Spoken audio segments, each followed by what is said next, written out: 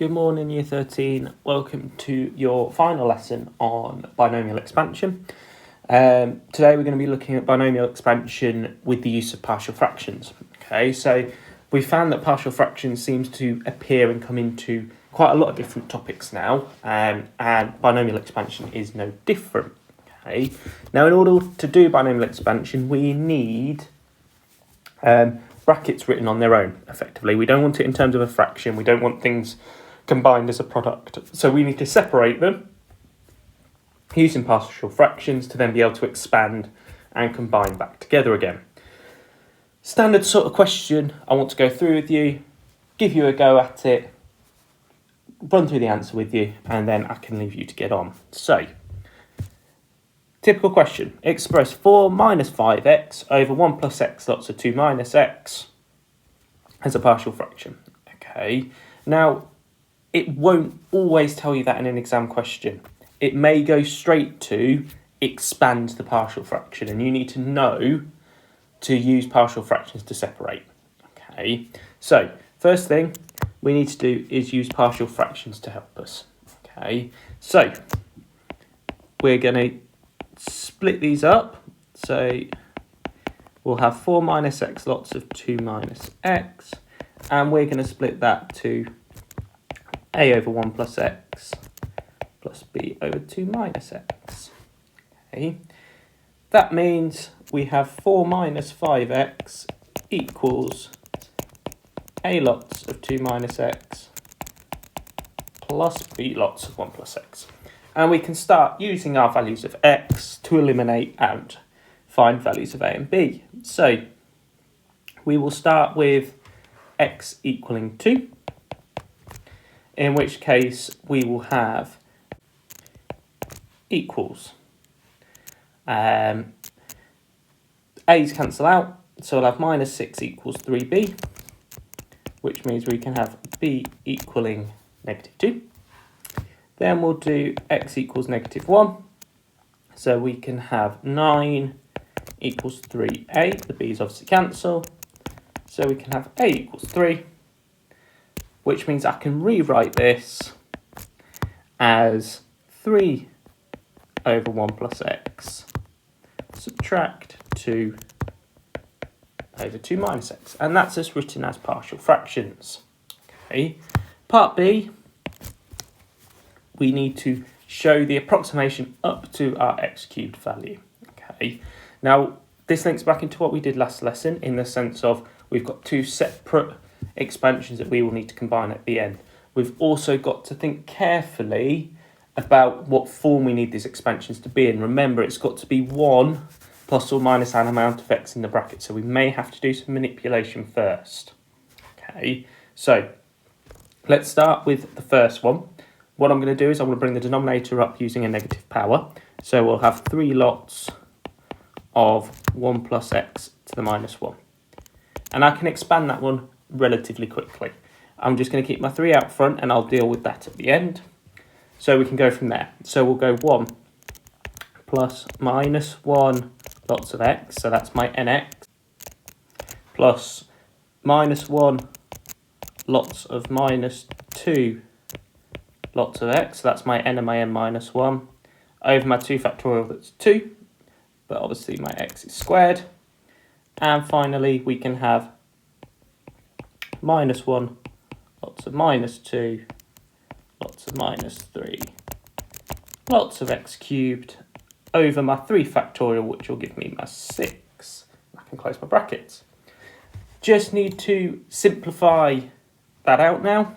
So I'll end up with 3 lots of 1 minus x. Minus 2 times minus 1 gives me a positive 2. So we'll have a plus x squared. And finally, I'll have minus an x cubed as well. Okay.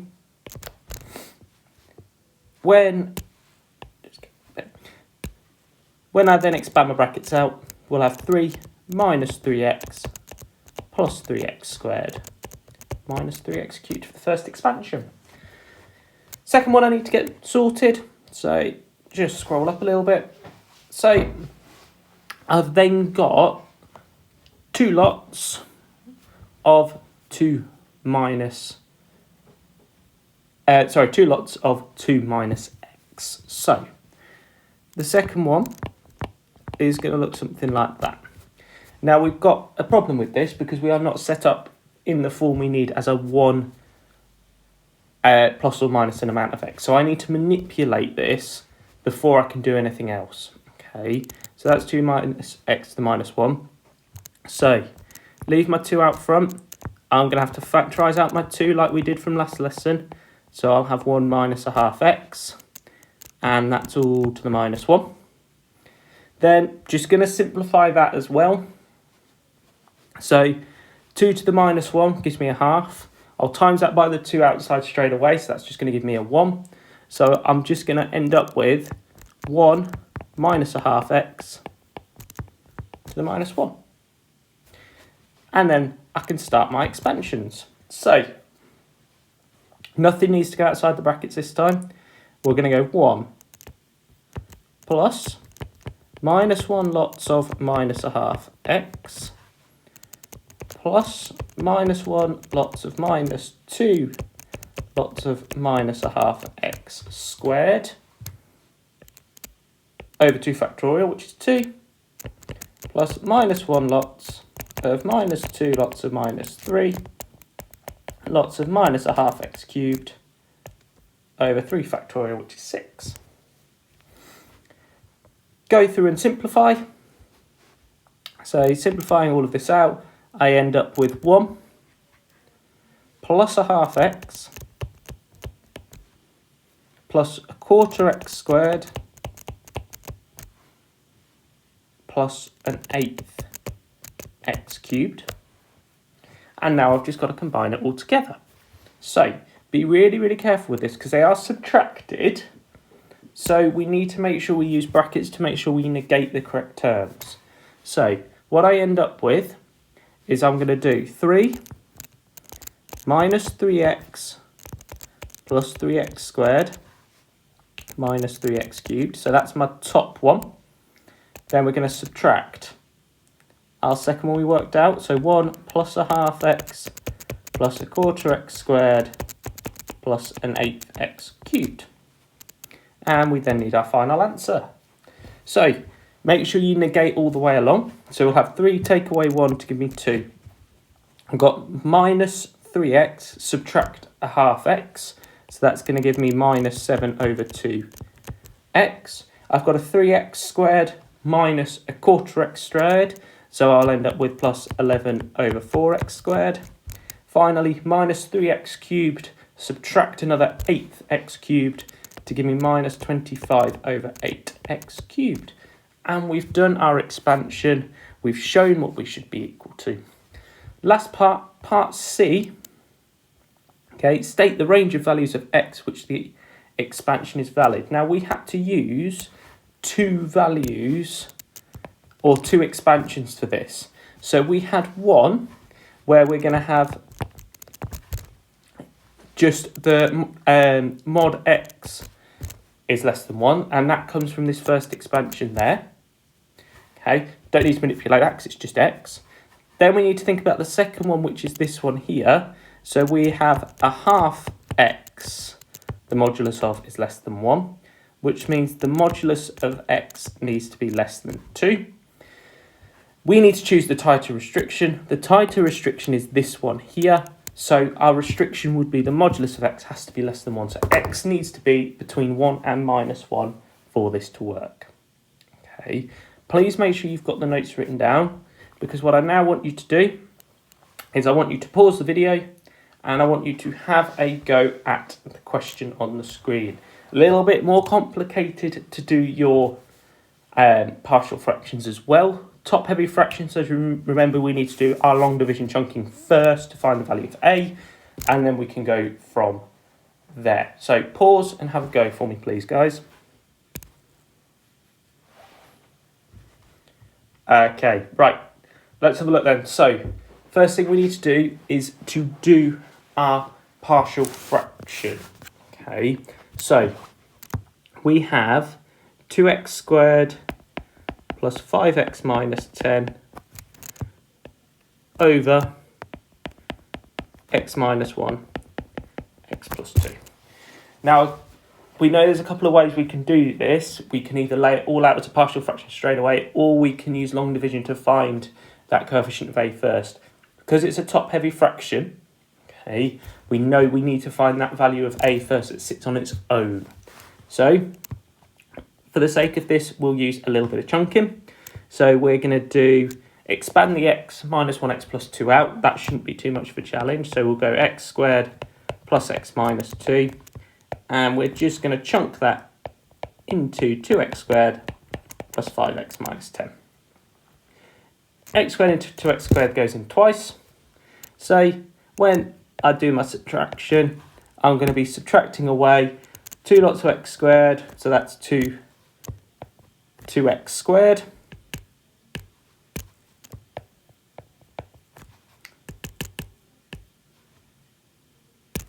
So we'll do 2 lots of x squared, which is going to be 2x squared. 2 lots of x gives me plus 2x. 2 lots of minus 2 will give me minus 4. We subtract that all away. 5x subtract 2x will give me my 3x.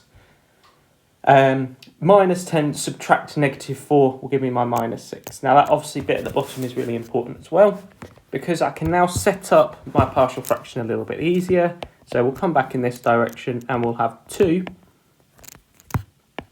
plus 3x minus 6 over, I'll put it back into the factorised form for the denominator, x minus 1, x plus 2.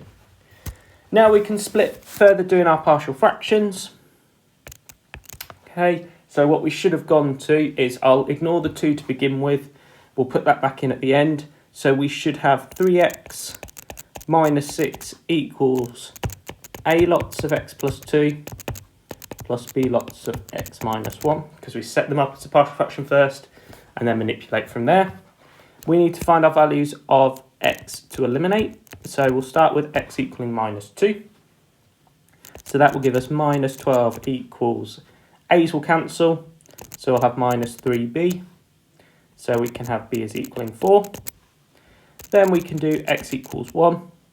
So we can have minus 3 equals 3a, b's will cancel. So we can have a equaling minus 1. Put that back in. And we can have our partial fraction written out. So we end up with 2, because we've still got that 2 from out the front. Subtract 1 over x minus 1. So that's my a over the first part. Plus 4 over x plus 2. And that's our partial fractions. More complicated partial fractions this time, guys, but still definitely achievable. From here, we can now do our expansion. So, let's have a look at the expansion. Now, there is a couple of tripping points potentially in this expansion, so I'm interested to know how well we got on with it. So, we'll leave the 2 and we'll bring the 2 back in again later on. So if we focus on the first part, we are going to have one lot of x minus 1 to the minus 1. So I'm just focusing at the moment on that part there. That's the first one I'm going to try and expand. Okay. Now, it's really easy not to notice that this isn't in the form I actually want it to be in. The form I always want in order to expand is 1 plus or minus an amount of x, okay? But it's got to be positive 1, otherwise it doesn't work. Now at the moment I've got a negative 1 here, so that's not going to work for me. So I've still got to manipulate this one. I've got to take a factor of minus 1 out. So when I take out my factor of minus 1, I end up with a minus x and a plus 1. So it gives me what I want with that one in the front to the power of minus 1. Now, it doesn't matter with the powers in this occasion because they are 1s, okay? It doesn't actually do anything for me. So all that this ends up becoming is minus 1 lots of minus x plus 1 to the minus 1, okay? But the whole point is I've got to take that negative out in order to get my plus 1 at the start. Okay, now I can do my expansion. Just remember you've got a -1 out front that we'll deal with towards the end. And we work our way through. So we'll go 1 plus -1 lots of minus x, because it's now negative because we took out that factor of -1, plus,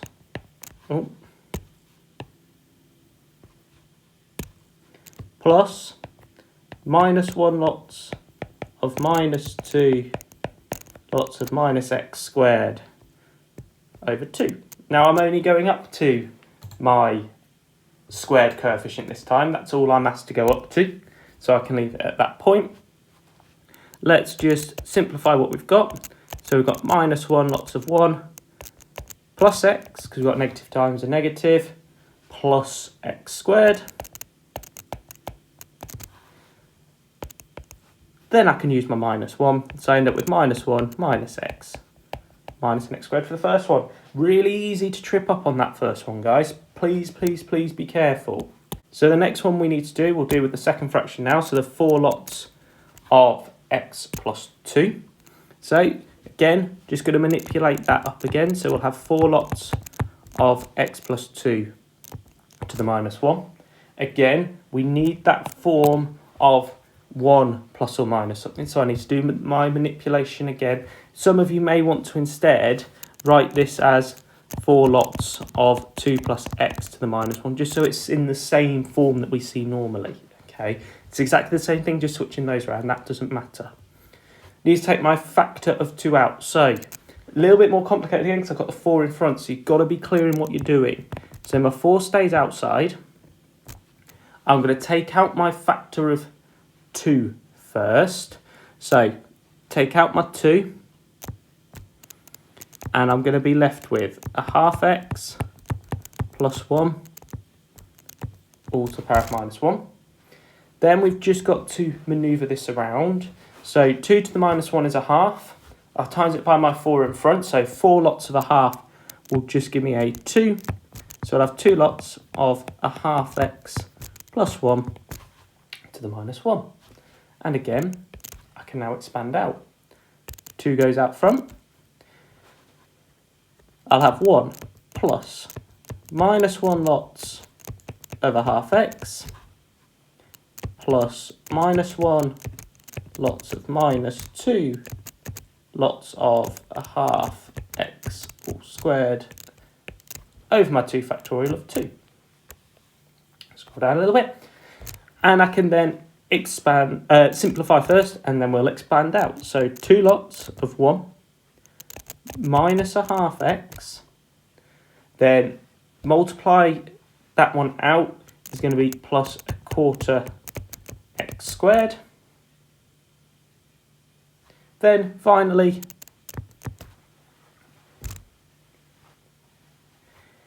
expand out, so we'll have 2 minus an x plus a half x squared. Finally, bring it all back together. So we know we need 2 minus my first expansion plus my last expansion. So, final part, we're going to go 2, subtract my first expansion, so -1 minus x squared, plus, and I'm going to leave the brackets in just to make it a little bit easier for us to simplify, and that's what we are now going to simplify together. So, 2 subtract -1 gives me 3, plus another 2 gives me 5. I've got a negated minus x, so that's going to be a positive x. Subtraction x gives me nothing. And again, a negated negative x squared gives me a plus x squared. Add another half x squared on, will give me plus 3 over 2 x squared. And we are at our end point. Okay, definitely more complicated, but all skills you have done. Again, it's just a case of combining it all together. Okay. Again, don't forget you could be asked to find the values for which the expansion is valid. You need to look at your 2 separate expansions, whichever one is the stricter one. Please get back onto showing my homework and have a look at the questions I've asked you to do.